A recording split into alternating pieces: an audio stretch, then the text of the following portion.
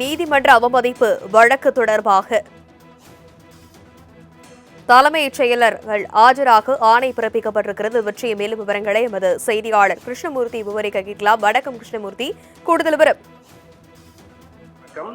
கருணை அடிப்படையில் வேலை வழங்குவது தொடர்பாக பிறப்பிக்கப்பட்ட உத்தரவை அமல்படுத்தாதது தொடர்பான நீதிமன்ற அவமதிப்பு வழக்கில் கடந்த 2023ஆம் ஆண்டு செப்டம்பர் முதல் இதுவரை தலைமைச் செயலராக கூடிய பதவி வகித்தவர்களை வருகிற ஜூலை 21ஆம் தேதி நேரில் ஆஜராக வேண்டும் என்று சென்னை உயர்நீதிமன்றம் உத்தரவிட்டிருக்கிறது. பணியின் போது உயிரிழந்த அரசு ஊழியர்களின் வாரிசுகளுக்கு கருணை அடிப்படையில் வேலை வழங்குவது தொடர்பாக கால நிர்ணயம் செய்வது குறித்து ஆய்வு செய்ய குழு அமைக்க வேண்டும் எனவும், கருணை அடிப்படையில் வேலை கோருவோரின் மாநில அளவிலான பட்டியலை தயாரிக்கும் சாத்தியக்கூறுகள் உள்ளதா என்று 3 மாதங்களில் அறிக்கை அளிக்கவும் கடந்த 2023ஆம் ஆண்டு செப்டம்பர் மாதம் சென்னை உயர்நீதிமன்றம் உத்தரவு பிறப்பித்தது. இந்த நிலையில் கருணை அடிப்படையில் வேலை வழங்க கோரிய வழக்கு நீதிபதி பட்டு தேவானந்த் முன்பாக விசாரணைக்கு வந்தபோது 2023ஆம் ஆண்டு உயர்நீதிமன்றம் பிறப்பித்த உத்தரவு நீதிமன்றத்தின் கவனத்துக்கு கொண்டு வரப்பட்டது.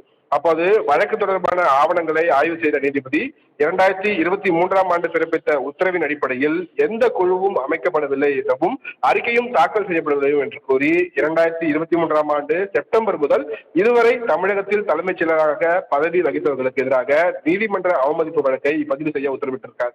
இந்த வழக்கு நீதிபதி பட்டு தேவனந்த் முன்பாக இன்று மீண்டும் விசாரணைக்கு வந்தபோது கருணை அடிப்படையில் வேலை வழங்குவது தொடர்பாக கால நிர்ணயம் செய்வது குறித்து ஆய்வு செய்ய குழு அமைக்க வேண்டும் எனவும், கருணை அடிப்படையில் வேலை கோருவோரின் மாநில அளவிலான பட்டியல் தயாரிப்பது தொடர்பாக கடந்த ஜூன் 11ஆம் தேதி அரசாணை பிறப்பிக்கப்பட்டுள்ளதாக தமிழக தரப்பில் ஆஜரான வழக்கறிஞர் தெரிவித்தார். அதனுடைய அரசாணையின் நகலையும் அவர் நீதிமன்றத்தில் தாக்கல் செய்தார்.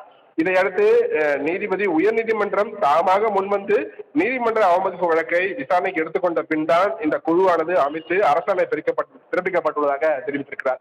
மேலும் 2023ஆம் ஆண்டு செப்டம்பர் மாதம் பிறப்பித்த உத்தரவை கடந்த ஜூன் 11ஆம் தேதி வரை அமல்படுத்தாதது நீதிமன்ற அவமதிப்பு செயல் என்று தெரிவித்த நீதிபதி, நீதிமன்ற அவமதிப்பு வழக்கில் தண்டனை விதிக்கக்கூடிய முன் சம்பந்தப்பட்டவர்கள் விளக்கம் அளிக்க அவகாசம் வழங்க வேண்டும் எனவும் நீதிபதி தெரிவித்திருக்கிறார்.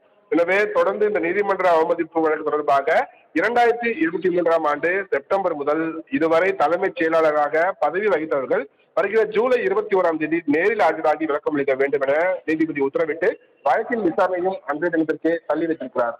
தனலட்சுமி. விரிவான விவரங்களுக்கு நன்றி கிருஷ்ணமூர்த்தி.